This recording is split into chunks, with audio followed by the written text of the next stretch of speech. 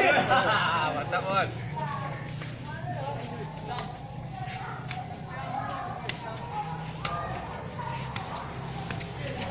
Yuk. Hey.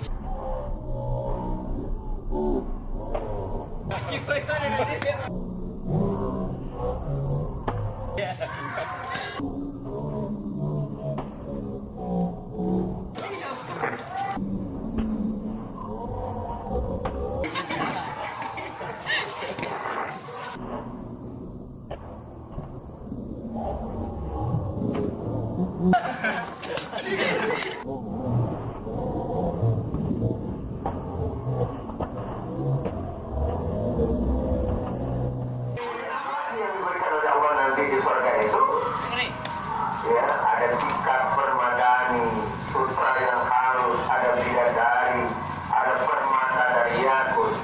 Kemudian warna surga itu didominasi warna hijau. Hadis yang diriwayatkan oleh Imam Bukhari dan Imam Muslim, jika diberi nanti tempat wadah minuman dari emas dan perak, jadi tidak seperti gelas-gelas yang sekarang ini.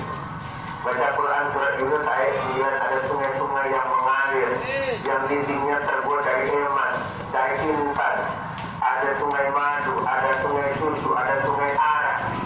Baca Quran